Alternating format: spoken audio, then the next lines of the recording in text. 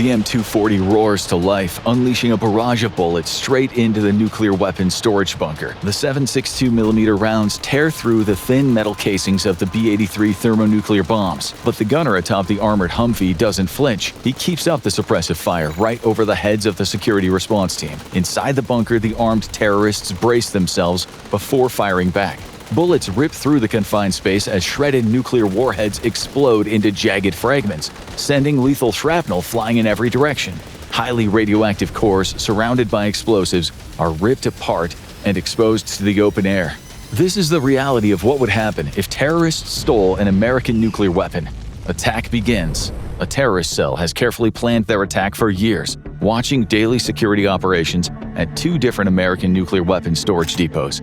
Using fake social media accounts, the terrorists have catfished multiple U.S. Air Force Security Forces patrolmen, striking up long-distance relationships to extract critical intel.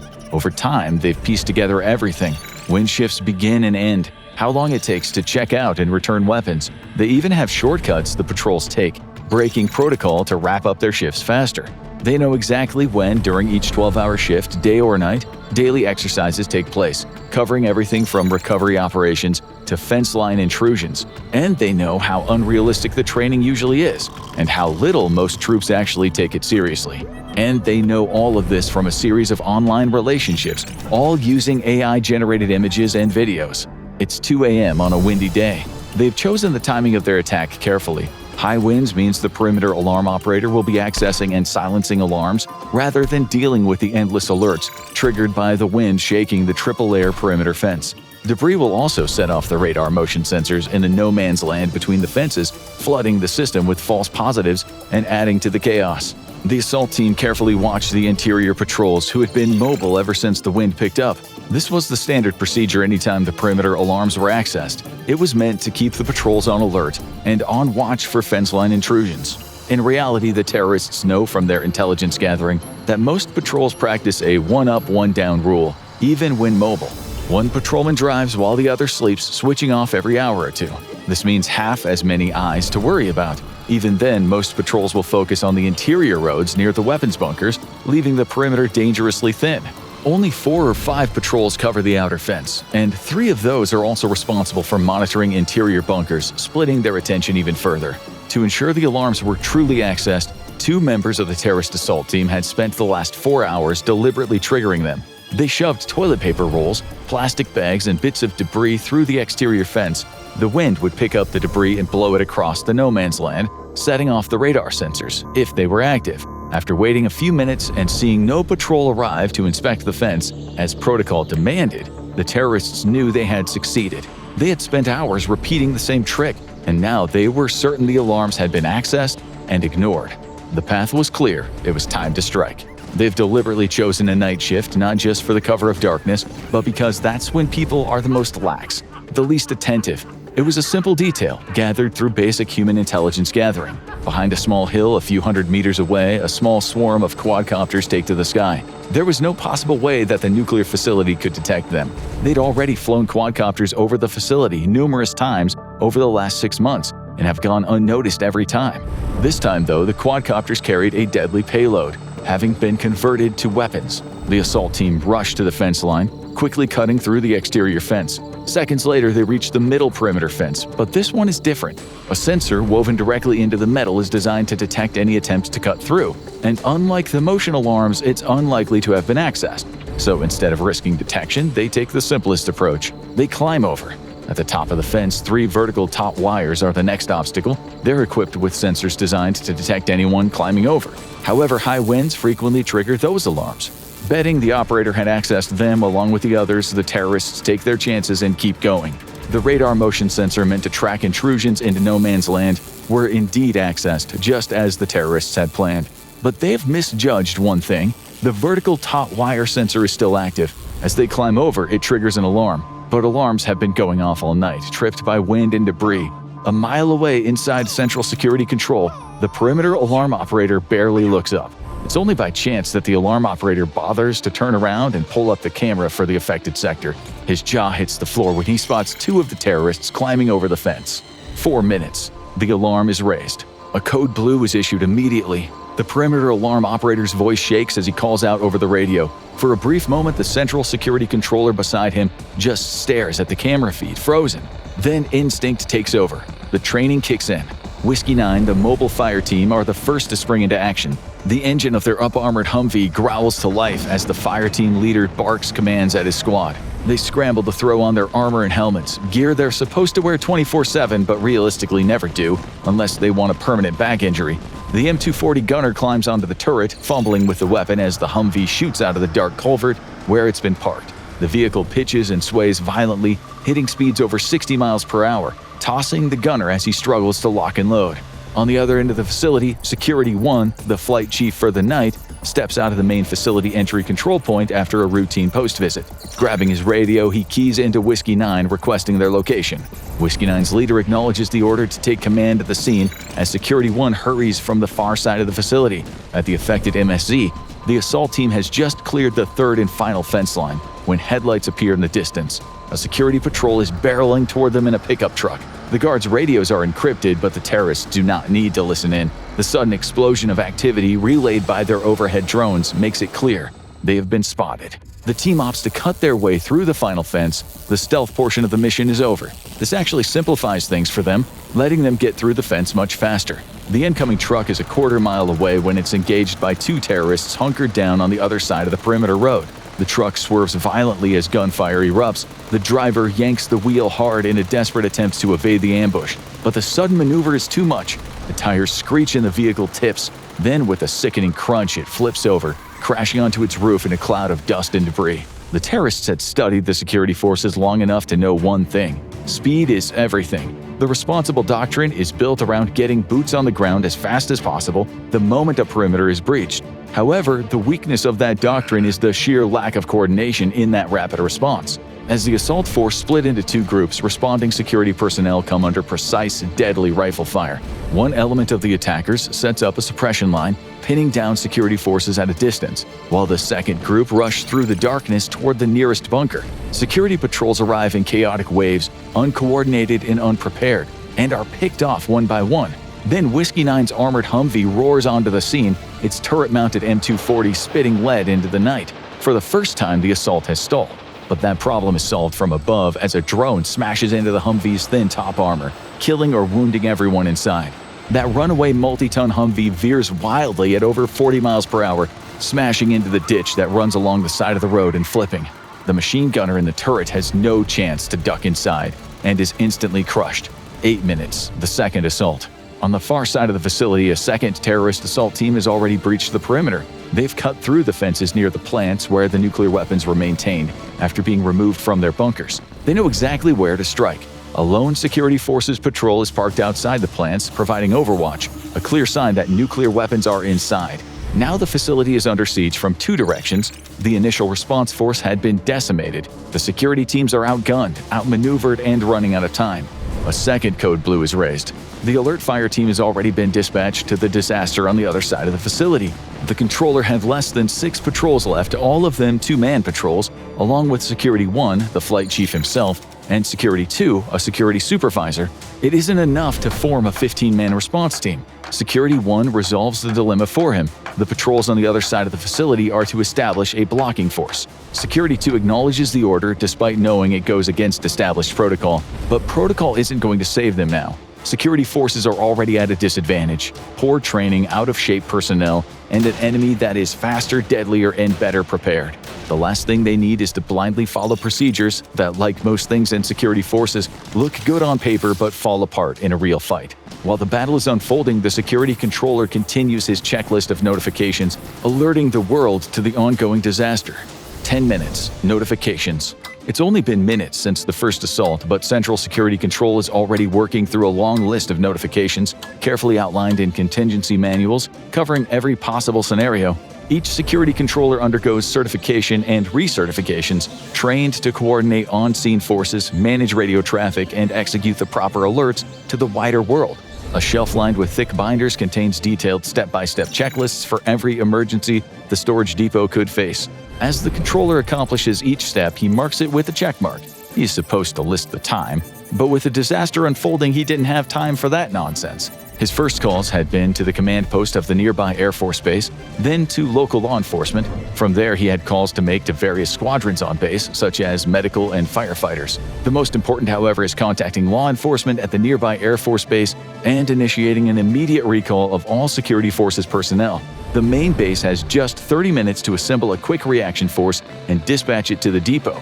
The team will mostly consist of on-duty security forces currently performing law enforcement duties on the base's night shift. A second call goes out, this time to all security forces personnel assigned to the base, ordering them to report immediately to the armory.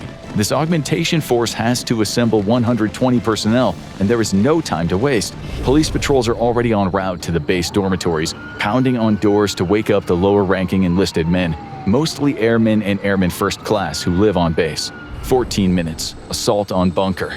The security forces response force is in complete disarray. Targeted by drones overhead and pinned down by deadly suppressive fire, they were easily picked off in their rushed attempt to respond to the initial fence line breach. What is supposed to be a counterattack becomes a massacre. With the defenders crippled, the terrorist suppression team now moves in, racing to join the assault force already working to breach the security bunker, where as many as 24 nuclear weapons are stored. Encased in thick concrete and buried under several feet of dirt, they're built to withstand almost any assault. A single vent at the top offers a theoretical weak point, but it's too narrow for any human to squeeze through, rendering it useless for entry. That leaves only one realistic way in: the reinforced doors. But breaching them presents an entirely new set of problems. Each door weighs well over a ton and is sunk into the ground when closed. Normally, a hydraulic jack is needed to lift each door out of the recessed groove it sits in before it can be swung open.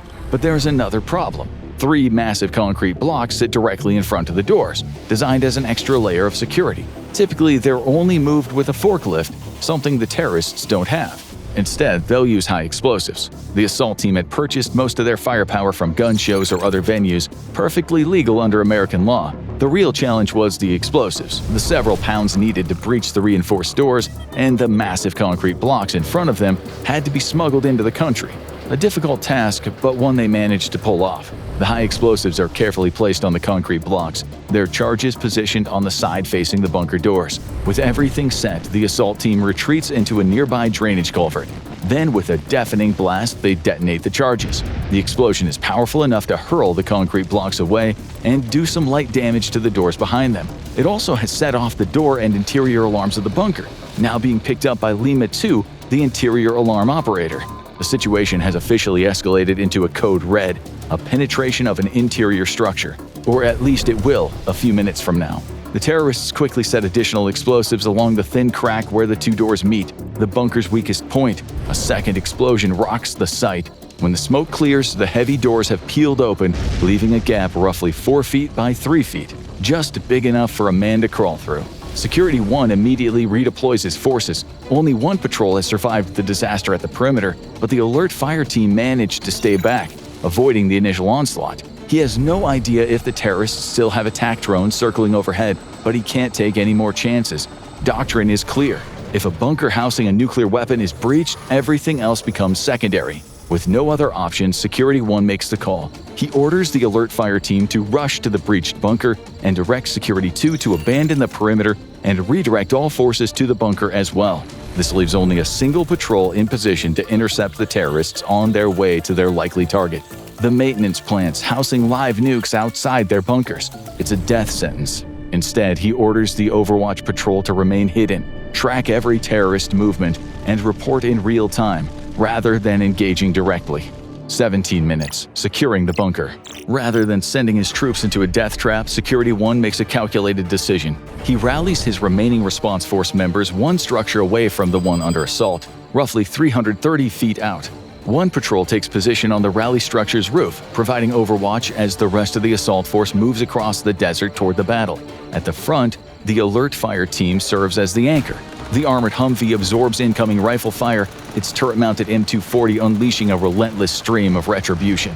A volley of 40mm grenades from M203 launchers silences the last terrorists still outside the structure. Coordinating their assault dramatically improves the team's survival, even if it slows them down.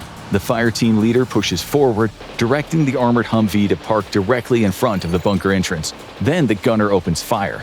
Heavy 7.62mm bullets smash into the nuclear bombs, ripping chunks of them off and even damaging the core. But this is protocol, as nuclear bombs can only be set off by a carefully controlled detonation process using the conventional explosives that surround the core. The machine gun fire causes a radiological hazard but little else. It also forces the terrorists to duck for cover and prevent them from trying to sabotage one of the bombs. An assault force now lines up on both sides of the doors as two security forces patrolmen hurry to jack up the heavy doors and swing them open. Despite the blast damage to the doors, they're resilient enough to swing open once jacked up out of the ground. A four-man assault force prepares to enter and neutralize the terrorists, but first they toss in two GBSs, ground burst simulators, that double as flashbang grenades. The GBS explode with a thunderous roar, and immediately everything goes wrong. Per doctrine, the assault force uses the GBS to create chaos inside the structure, disorienting the terrorists. But the confined space of the concrete bunker amplifies the blast. The concussive force hurls the jacks supporting the heavy doors away, causing them to crash back down, sealing them shut. Luck is on their side, barely. The doors remain open just enough for the assault force to push through. But when they do, they are immediately blind, with no one carrying out regular dusting of the interior bunkers, which is often set shut for years at a time. The twin detonations caused massive clouds of dust to rise into the air, thick enough to choke. As the assault force pushes forward, visibility drops to near zero. They can't even see an arm's length ahead. The only saving grace is that neither can the terrorists. As the assault force blindly stumbles through the structure, the ensuing firefight costs the lives of two more security forces patrolmen, but the last of the terrorists is neutralized. The structure and its nuclear weapons are damaged, but secure. This attack, though, was only a feint. 23 minutes. The real target. The patrol standing down at the maintenance plants calls in a warning over the radio. A team of 12 terrorists have arrived at the plants, and after setting up some perimeter security, began working on the doors leading inside. Unlike the bunkers, these doors are lighter and have no concrete barriers in front of them. A few explosive charges later, and the doors are ripped open at the center, allowing the terrorists access inside. The patrol can do nothing but look on. Without automatic weapons, they can't even hope to lay down suppressive fire. Instead, they observe and report. Security 1 meanwhile realizes he doesn't have the forces to spare to assault the plants. Most of his troops are either dead, wounded, or needed to secure the affected bunker, which now lies completely vulnerable to a follow-on assault. His only hope is the quick reaction force mobilizing in main base, but they're still 15 minutes away. The sound of a helicopter grabs the attention of the security patrol at the plants. To their astonishment, they see a civilian helicopter, which looks like one used to give local tours of the national parks and the surrounding country. The helicopter has been stolen from a local tour company, and the transponder turned off. Flying dangerously low, the helicopter has avoided both civilian and military radar detection. Operators dismiss the few blips they catch as nothing more than civilians recklessly flying drones. The terrorists rush out, wheeling a large 12-foot-long B-61 nuclear bomb behind them. The bomb weighs 825 pounds, but working together, a group of them manage to lift it out of its cradle and start loading it onto the helicopter. The patrol relays what's going on and realizes the disaster unfolding. With no other option, they open fire from their concealed position, aiming at the helicopter. The junior patrol member opens fire with his underbarrel M203 grenade launcher, lobbing a 40mm grenade at the helicopter. However, security forces qualify on their weapons twice a year on average. Specialty weapons like the grenade launcher could see troops go as long as an entire year without ever firing it in practice. Unsurprisingly, the patrolman's accuracy is terrible, and the grenade falls well short. He readjusts his aiming and lobs another grenade. It's closer, but it still lands short of the helicopter. A hail of return gunfire erupts around their position, forcing the two patrolmen to duck for cover. The terrorists are significantly better trained, if not better armed. They lay down suppressive fire long enough for the weapon to get loaded onto the helicopter. The helicopter immediately lifts off, leaving the terrorist assault force behind. The terrorists will stay and fight, engaging the quick reaction force and the augmentation force that will arrive hours too late to make a difference. They will be wiped out, if not by superior tactics or training, then simply by sheer numbers. But none of that matters. Their mission is already a success. For the first time in world history, terrorists have stolen a live nuclear weapon, and it only took 25 minutes. 30 minutes. National alert. The National Military Command Center, or NMCC, is immediately briefed on the stolen nuclear weapon, with news reaching the White House Situation Room just minutes after the initial assault report. Without hesitation, the NMCC escalates the DEFCON level to 2 for all U.S. military forces worldwide. This places them on a 6-hour alert to prepare for full-scale conventional or nuclear war. Inside the continental United States, the Force Protection Condition, or FPCON, is raised to Delta in the vicinity of the attack, the highest level of readiness. Meanwhile, all Department of Defense installations and military bases worldwide are placed on FPCON Charlie, signaling that a terrorist attack has occurred or is imminent. The U.S. Air Force scrambles an AWACS into the sky from a nearby Air Force base, its sole job to track all air traffic. With the terrorists flying without a transponder, the AWACS becomes the only hope of locating the low-flying helicopter. In coordination with the Air Force, Special Operations Command mobilizes its quick reaction forces. Within the hour, 2 12-man ODAs of Green Berets are airborne and en route to the target location. The Department of Energy also scrambles its own security incident response team. The FBI immediately activates its Nuclear Incident Response Team, while the Department of Energy deploys the Nuclear Emergency Support Team, or NEST. Specialized NEST aircraft, equipped with highly sensitive instruments capable of tracking nuclear radiation, are scrambled, beginning the urgent hunt for the missing weapon. 52 minutes. NEST aircraft are airborne and on their way to the local area. The first Green Beret ODA is already on board Blackhawks and racing to the scene of the attack. As the American president is briefed on ongoing events, local law enforcement begin a thorough ground search. The Air Force AWACS has no track on the terrorist helicopter. As feared, the terrorists used the helicopter to quickly transport the weapon out of the storage depot and then sat down somewhere local, the weapon no doubt being loaded onto a ground vehicle. Law enforcement sets up checkpoints and roadblocks, scrutinizing every large van or truck. 1 hour, 14 minutes. The National Guard is rapidly being mobilized, but it'll take hours before they can join the search. Local law enforcement has initiated a recall of all off-duty officers. Hundreds of police officers and sheriffs are now either manning checkpoints, roadblocks, or patrolling local highways. The NEST team is airborne and will be on location within the hour. Currently, they offer the American president 2 likely scenarios. The terrorists are either making an attempt to steal the weapon, or they are going to attempt to drive the weapon to a high-value target and detonate it. The first option is extremely unlikely.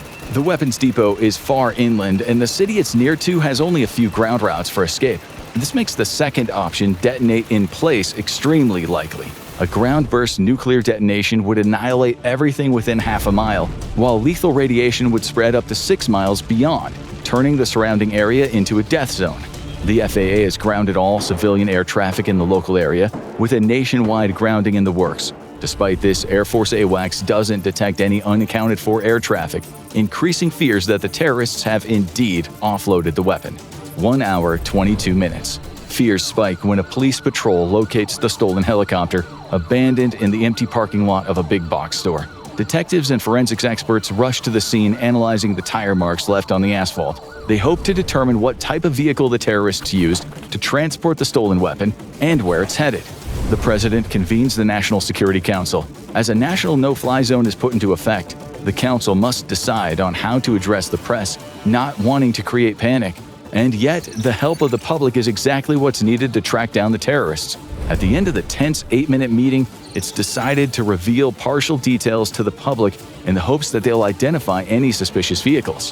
1 hour, 42 minutes. Across national news networks, an emergency alert is issued. Classified materials have been stolen from an Air Force weapons depot. The public has been asked for help in locating any suspicious individuals driving vans, trucks, or any other large transport vehicle.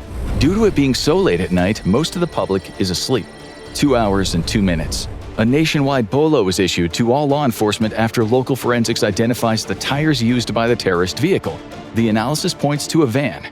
2 hours, 18 minutes. The FBI has been working through national databases for stolen vehicles as well as local rentals for vans. They identify one van reported stolen by a rental company several hundred miles away. A description of the van, including make and model, is dispatched to law enforcement and the military as the search continues.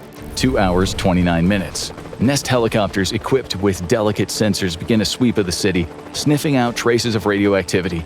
However, the aircraft must fly very low to the ground in order to have any hope of detecting the radiation being given off by the stolen warhead. This limits their ability to conduct large area sweeps.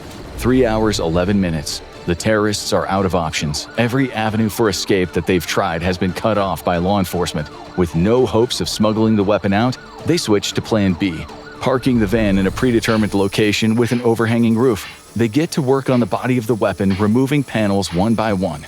3 hours, 46 minutes. Much of the paneling of the nuclear weapon has been removed. This greatly increases the detectability of the radioactive decay constantly taking place inside the core of the weapon. A Nest helicopter flying overhead gets a strong hit. Circling back, it confirms the plume of radioactivity. To avoid tipping off the terrorists, the helicopter tracks the radiation plume from the maximum possible distance. It stays just within range to pinpoint the location without revealing its presence. But the sound of a helicopter nearby alerts the terrorists nonetheless, who work even more feverishly on the weapon. 3 hours, 58 minutes. Local law enforcement has been dispatched to establish a security cordon around the suspected location of the weapon.